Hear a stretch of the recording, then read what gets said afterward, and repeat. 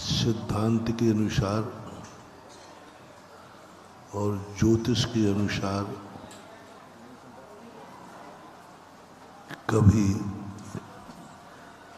किस्मत के भरोसे मत रहना,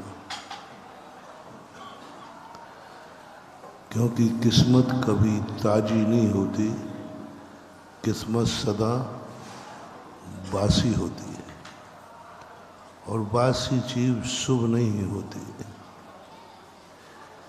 इसलिए व्यक्ति को कभी किस्मत के भरोसे नहीं कोई कार्य प्रारंभ करना चाहिए। किस्मत का विचार ही नहीं आना चाहिए। यदि संदेह भी आ रहा है तो वो भी गलत है। एक ज्योतिष में आता है, वास्तु में भी आता है,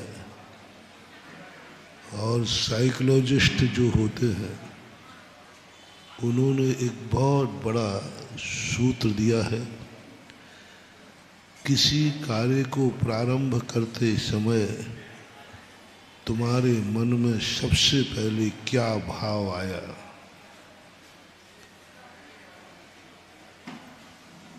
यदि भाव क्या आया, मैं इसमें सफल होऊंगा, सफल होगे। विकल्प आया मैं फेल होऊंगा तो फेल होगे। विकल्प आया क्या पता पास होऊंगा या, तो समझ लेना आप दुविधा में ही रहेंगे। पहले क्षण का प्रथम दृष्टि शुद्ध दृष्टि, द्वितीय दृष्टि विकल्प दृष्टि, तृतीय दृष्टि गृध्य दृष्टि, प्रथम दृष्टि शुद्ध दृष्टि। कोई भी अपने सामने व्यक्ति आवे, उसको देखते ही तुम्हारे मन में क्या विचार आया, वह व्यक्ति वैसा ही है, वैसा ही निकलेगा। व्यक्ति अपनी आत्मा से बड़ा ज्योतिषाचार्य कोई नहीं है। अपने आत्मा से बड़ा ज्ञानी कोई नहीं। अपने संबंध में जितनी आत्मा जानती है कोई नहीं जानता। हर चीज का इसको पता रहता है क्या होने वाला है क्या नहीं। हम क्या होता है अपनी आत्मा की केयर नहीं करते, अपनी आत्मा की आवाज नहीं सुनते, अपने आत्मा को कभी भी तवज्जो नहीं देते।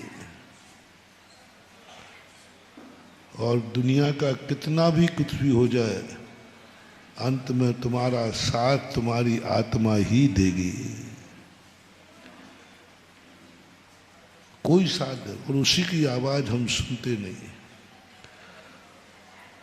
किसी भी समय कोई भी कार्य करते समय कैसा भी व्यक्ति तुम्हारे सामने आ जाए, तुम्हारे मन में पहला विचार क्या आया था उस व्यक्ति को देख करके, उस कार्य को करते समय क्या भाव आया। मंदिर में आते ही भगवान को देखते हुए तुम्हारा क्या विचार आया, गुरु को नमोस्तु करते समय क्या विचार आया, हाथ में माला ले ली पहला विचार क्या आया, गाड़ी स्टार्ट की है तुमने पहला विचार क्या आया। किसी भी कार्य करने के लिए सबसे पहला विचार पकड़ो, और पहला विचार बहुत छोटा होता है, बहुत कम समय का होता है। उसको यदि अपन ने कैच करना सीख लिया, हम बहुत कुछ अपनी जिंदगी को बचा सकते हैं। और वह स्थिति बन जाती है कि व्यक्ति समझ लेता है। तो हमें सबसे पहले कोई भी चीज पर विचार करना है, क्या हमारे मन में, हमारे भाग्य में क्या लिखा है, यह विकल्प तो नहीं आ रहा है। मैं यह कार्य करने तो जा रहा हूँ, लेकिन पता नहीं मेरे भाग्य में क्या लिखा है।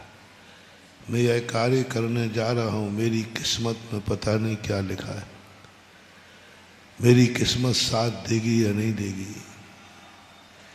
ये विचार तुम्हारे हर कार्य के लिए अशुभ है, बहुत अशुभ। इसलिए मैं विगत दिनों से कह रहा हूं कि अपनी किस्मत में, अतीत में तुमने क्या कमाया भूल जाओ।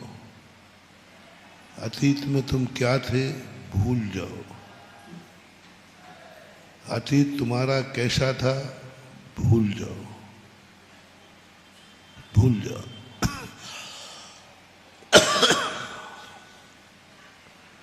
और उस संबंध में अपना उपयोग हटा लीजिए।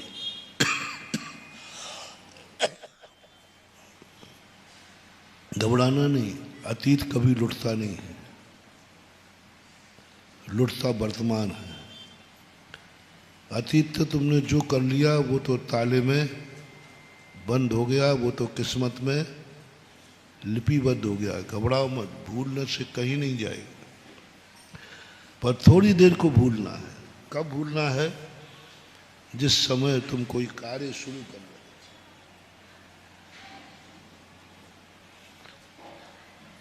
तुम व्रत ले रहे हो, चाहे भली दीक्षा भी ले रहे हो।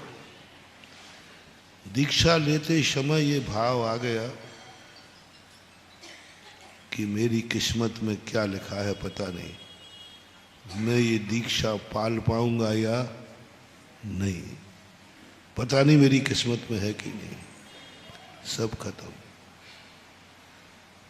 हाथ की रेखाएं देखने का भाव आया, देखना रेखा मेरी किस्मत में मुनि दीक्षा है कि नहीं, मेरी किस्मत में ये व्रत ले रहा हूं है कि नहीं। सब खत्म। बहुत बड़ा हमारा डाउनफॉल हो जाता है, हमारी शक्तियां तिरोहित हो जाती है।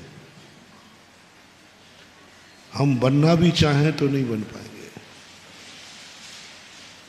क्योंकि हमारी किस्मत में क्या लिखा है। यानी तुम अतीत की जिंदगी से वर्तमान की जिंदगी चलाना चाह रहे हो। अतीत के किए हुए कृत्य पर अपनी जिंदगी चला रहे हो। और मैं 2 दिन पहले कह चुका हूं, ऐसे लोग बिगड़े रईस कहलाते हैं, बिगड़े रईस कहलाते हैं। और इन बिगड़े रईसों की क्या दुर्दशा होती है ये तो आप लोग हमसे ज़्यादा जानते हैं। और इसी के लगा हुआ एक मोटिवेशन और है, कभी अपने बाप की, अपने पूर्वजों की संपत्ति पर कभी नियत मत डालना, उससे जिंदगी जीने का भाव मत लाना। कभी ये परिणाम नहीं करना कि मेरे बाप के पास कितनी संपत्ति है, वो सब मेरी तो है। वह संपत्ति सब मेरी तो है, मेरे ही लिए तो मिलना है। मैं वारिस हूं ना। कभी भूल कर ये परिणाम अपने दिमाग में मत लाना। पिता की संपत्ति को ये मत कहना ये तो मेरी है, मुझे ही मिलना है। मैं तो एक बहुत अच्छे पिता के यहाँ जन्मा हूँ, करोड़ों अरबों की जायदाद है, जमीन है। ये सारा परिणाम हमारी जिंदगी की विनाशकारी है, अमंगल है। तुम कभी किसी कार्य में सफल नहीं होगे, तुम कभी 2 रुपया भी नहीं कमा पाओगे, क्योंकि तुम्हें अपनी बाप की वसीयत का अहंकार है। जय हिंद दोस्तों, अगर आपको मेरी वीडियो अच्छी लगती है तो प्लीज़ मेरे चैनल को लाइक, शेयर, सब्सक्राइब करिए और इसी तरह से अपना प्यार देते रहिए। धन्यवाद।